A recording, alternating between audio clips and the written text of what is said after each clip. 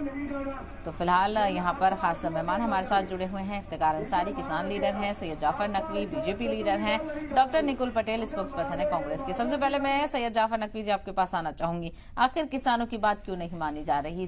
किसान कह रहे हैं कि हमें उकसाया जा रहा है। क्या यहाँ पर बीजेपी सिचुएशन को खराब करना चाहती है? देखिए, बहुत स्पष्ट संदेश लगातार हम चिंतन मंथन कर रहे हैं, हम मीटिंग्स कर रहे हैं, हमने प्रस्ताव भी अपने दिए, लेकिन हकीकत क्या है कि इसके पीछे कुछ राजनीतिक लोगों की भी एक निजी साजिश है जो ये चाहते हैं कि इस प्रकार के किसी आंदोलन से 2024 के चुनाव में किसी प्रकार का विघ्न डाल सकें। अब आप इसमें देखिए कि माननीय हाईकोर्ट ने भी इसमें जो है इसमें जो है अपना इंटरफेयर किया। माननीय हाईकोर्ट ने भी एक नया आदेश निर्गत किया जिसमें कहा गया है कि किसान आंदोलन का जो तरीका है वो गलत है, इस पे जो है सख्त कार्रवाई करते हुए इसको रोकने की कोशिश की जाए। इसमें भारतीय जनता पार्टी की व्यक्तिगत तौर पे कोई ऐसी इसमें आक्षेप लगाने की कोशिश नहीं है। हम कोशिश कर रहे हैं कि देश के किसानों के साथ किसी प्रकार का कुठाराघात ना हो। हम किसी तरह की कोई ऐसा तशद्दुद का कोई हम जो है कोशिश ना करें कि जिससे उनको किसी तरह की तकलीफ हो। लेकिन होता क्या है कि जब किसी आंदोलन को, कोई एक प्रोजेक्ट को हम लॉन्च करते हैं तो उसमें क्या होता है, कुछ लोग खास तौर पे इसमें अपना एक व्यक्तिगत तौर पे अपना राजनीतिक लाभ देखने की कोशिश करते हैं। अब आप ये देखिए कि पोकलैंड आना, जेसीबी आना, बुलडोजर लेके आना, क्या इस तरह के किसान हमारे देश अगर आपकी तरफ से किसानों को इजाजत दे दी जाती, वो इजाजत ही तो मांग रहे थे कि हमें दिल्ली में बैठकर धरना करने दिया जाए, आपने तो बॉर्डर ही सील कर दिए। मैम, हमारी इजाजत में ये था कि आप वाया जो ट्रांसपोर्टेशन के जो हमारे वेज हैं आप उनके माध्यम से आइए। आप ट्रैक्टर ट्राली और जो है पोकलैंड लेके आएंगे तो जाहिर सी बात है अव्यवस्थाएं फैलेंगी, अनियमितताएं फैलेंगी, ट्रांसपोर्टेशन में इश्यूज आएंगे, ट्रैफिक में इश्यूज आएंगे। तो हमने तो ये नहीं कहा कि आप नहीं, आपसे हम बात भी नहीं करेंगे। नहीं, आपने तो इजाजत ही नहीं दी। नहीं, आपने तो कुछ नहीं कहा, आपने तो इजाजत ही नहीं दी कि दिल्ली में धरना नहीं किया जा सकता और बॉर्डर पर ही मल्टीलेयर बैरिकेडिंग लगाना, ये किस बात के इशारे हैं? मैम, मल्टीलेयर जो बैरिकेडिंग्स है उसके पीछे वजह यह है कि जिस प्रकार से एक अवरोध के तरह हमने अवरोध इस प्रकार से लगाया कि आप आगे कुछ ना करके हमसे बात करें। लेकिन अब आप पोकलैंड लेके आएंगे, बुलडोजर लेके आएंगे, आप हमें लठ दिखाएंगे तो हमारी जो सुरक्षा एजेंसी है वो भी अपना जो है काम जो है अपने काम का निर्वहन अच्छे से करेगी और इस प्रकार के किसी तरह की अराजक तत्वों को किसी प्रकार से बर्दाश्त नहीं किया जाएगा। हम देश के किसानों का सम्मान करते हैं, हम बातचीत कर रहे हैं, हम प्रस्ताव भी दे रहे हैं। यदि आपको प्रस्ताव अस्वीकार है तो उसके लिए हम पुनः बैठक सकते हैं। लेकिन अब आपका मकसद यह है कि नहीं, हम दिल्ली कूच करेंगे, हम दिल्ली में अपनी तरह से प्रतिरोधक तरीके से आप अपनी तरह से अपना सो कॉल्ड बल दिखाएंगे। तो आप बल दिखाएंगे तो हमारे देश की सुरक्षा एजेंसी के पास भी बल है, वो आपके अवरोध के लिए तैयार है, आपके हर उस कदम के लिए तैयार है जिससे कि देश में किसी प्रकार की ऐसे माहौल को जो है उपजा ना जा सके। ठीक है, किसान लीडर भी हमारे जाफर नकवी साहब, आपका रिएक्शन चाहूंगी। सरकारों का काम है जी बिल्कुल, बीजेपी से इस पर रिएक्शन ले लेते हैं कि आखिर सरकार कोई सॉल्यूशन की तरफ क्यों नहीं बढ़ रही है? 2021 में वादा किया गया था कि आप आंदोलन खत्म कर लीजिए, आपकी मांगों पर गौर किया जाएगा और पूरी की जाएगी। क्या हुआ 2 साल में? सहबा, देखिए, जिस प्रकार से हमारे पॉलिटिकल एनालिस्ट भाई साहब ने बताया कि किसान के बीच में हम कह रहे हैं कि अलगाववादी सोच है, हमने अभी भी नहीं कहा कि अलगाववादी सोच के व्यक्ति उस किसान आंदोलन में अलगाववाद का कोई ऐसा प्रारूप है। हमने ये कहा कि इस आंदोलन को कुछ राजनीतिक तरीके से लोग इसमें डिमोटिवेट करते थे कि किसी भी आंदोलन का जो प्रारूप अगर पॉजिटिव प्रारूप होता है तो उस प्रारूप के अनुसार हम मीटिंग्स कर रहे थे, हम चिंतन कर रहे थे, हम मंथन कर रहे थे। और अभी भी अभी आप लेटेस्ट अपडेट देखें तो उसके बाद भी हमने गारंटी देने की कोशिश की कि हम इन मुद्दों पे अभी बैठते हैं। इसके बाद फर्दर जो हमारी जो नेक्स्ट क्वेरीज होंगी हम उन पे भी आगे मंथन करेंगे और उसका एक पॉजिटिव सॉल्यूशन निकालेंगे। क्योंकि एक नियत समय के बाद जब हमारा बजट पास हो चुका है, अब इस बीच पे अचानक से हम नया इसमें संशोधन करेंगे। लेकिन किसान तो कह रहे हैं कि एक दिन का खुसूसी सेशन बुलाया जाए और एमएसपी को लेकर बात की जाए, और किसान तो कह रहे हैं कि हमारी बात कम से कम सुने तो सरकार। देखिए, हमारे जो नेतृत्व में जिनको हमारे शीर्ष नेतृत्व ने जिम्मेदारी दी, उन्होंने बैठकें की और कुछ अपने पॉइंट्स उन्होंने रखे और कुछ पॉइंट्स किसान को मौका दिए जिसके उन्होंने 2 दिन का समय मांगा।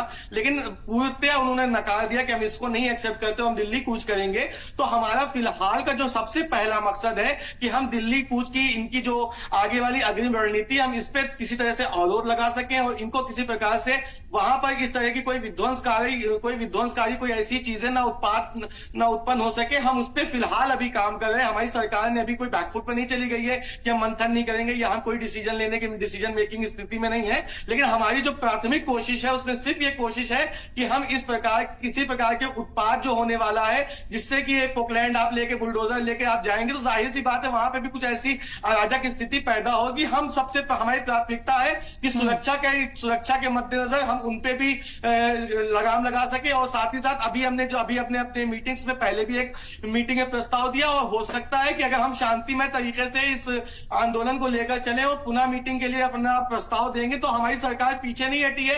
हमारी सरकार किसान के खिलाफ नहीं है, लेकिन हम तब भी बोल रहे थे और अब भी बोल रहे हैं कि इसको कुछ राजनीतिक तरीके से लोग इस पे अपनी जो है नमक मिर्चा डाल के इसको अलग तरीके से पेश करें। चलिए, पीछे तो सरकार नहीं में बने हुए हैं तमाम तर मेहमान हमारे साथ जुड़े हैं। सैयद जाफर जी, इफ्तिकार जी ने तमाम तर सवाल उठाए और ये कहा गया कि जब 2021 का आंदोलन आपने खत्म कराया था तो वादा किया था, कहा था कि एमएसपी पर गारंटी दी जाएगी। यहाँ पर सीधा सा सवाल है, किसान कह रहे हैं कि वायदा खिलाफी क्यों की गई? जब करना ही नहीं था तो वादा नहीं करते, अब जब वादा किया है तो पूरा कीजिए, सरकार की जिम्मेदारी नहीं बनती? देखिए साहिबा, हमारी सरकार ने तमाम उन 3 कानून को जिसके पीछे किसान आंदोलन को सक्रिय किया गया था, हम उस वक्त बैकफुट पे गए थे क्योंकि हमारे किसान, हमारे अन्नदाता इस चीज को एक्सेप्ट नहीं कर पा रहे थे। तो हमने चीजों को पुनः हम बैकफुट पे गए और हमने अपनी कमेटी के साथ उन तमाम मुद्दों पर बैठक भी की। जिस मुद्दे पे अभी कांग्रेस के प्रवक्ता बोल रहे थे, इनको शायद मैं अपडेट कर दूं कि इस मामले को लेकर भी 36 मीटिंग्स हुई और इन मीटिंग्स में भी कोई देखिए पॉजिटिव रिजल्ट किसी बैठक का तब निकलता है जब इंसान थोड़ा सा हम आगे होते हैं, थोड़ा सा आप आगे होते हैं, हम थोड़ा सा पीछे होते हैं, आप थोड़ा सा पीछे होते हैं। अगर हम इस चीज पे मतलब अडिग हो जाए कि नहीं हम किसी भी मांग पे पीछे नहीं हटेंगे, आपको हमारी सारी मांगे मांगनी होगी, तो वहीं पे ऐसे लेवल पे कंप्रोमाइज लेवल पे स्थिति बनती नहीं है। किसान हमारा अन्नदाता इस प्रकार से इतना ज्यादा हठधर्मी नहीं है। लेकिन अब इसके पीछे भी कुछ लोगों ने, मैंने पहले भी कहा कि इसके पीछे कुछ लोगों ने एक सो कॉल्ड एजेंडा इस्तेमाल किया हुआ है कि जिससे कि प्रधानमंत्री नरेंद्र मोदी जी की छवि को धूमिल किया जाए या भारतीय जनता पार्टी की सरकार की छवि को धूमिल किया जाए और इस प्रकार से दिखाया जाए कि भारतीय जनता पार्टी किसानों के खिलाफ है, किसान आंदोलन के खिलाफ है, किसानों की मांग के खिलाफ है या किसानों के उत्थान के खिलाफ है। लेकिन भारतीय जनता पार्टी ने किसी भी, आप कोई भी एक ऐसा पॉइंट नहीं शो कर सकते जिसमें यह दिखाया जाए कि भारतीय जनता पार्टी ने कभी किसानों की मांग के लेकर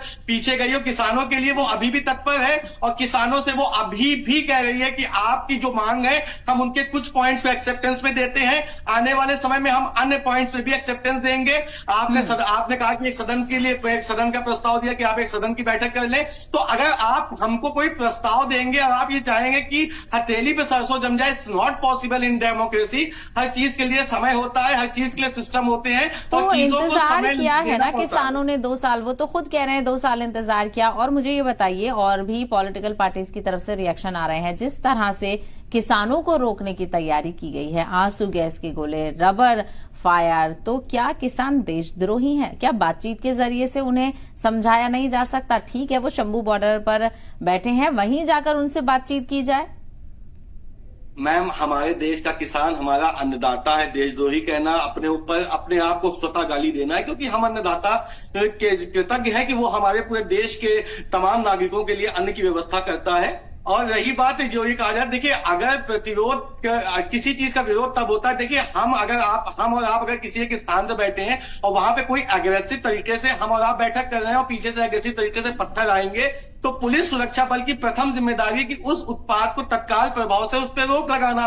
तो अगर उधर से पत्थर आएंगे तो इधर से हम प्रतिरोधात्मक तरीके से उस पर प्रतिरोध करेंगे। हम कोशिश करेंगे कि सेल्फ डिफेंस में उसमें जो भी हम अपनी कैपेबिलिटी दिखा सकते हैं, ये हमारी सुरक्षा एजेंसी की जिम्मेदारी होती है कि ऐसे तमाम उत्पाद करने वाले लोगों पे तत्काल प्रभाव से उस पर प्रतिरोध किया जाए। तो अगर वहां से लठ चलेंगे, वहां से पत्थर फेंके जाएंगे, तो प्रतिरोध के तौर पे हम भी सेल्फ डिफेंस में कुछ ऐसी प्रतिक्रिया करेंगे जिससे कि उस समय की नकारात्मक स्थिति को पॉजिटिव किया जा सके, उस आंदोलन के एग्रेसिव मोड को रोका जा सके, शांतिमय तरीके से किया जा सके।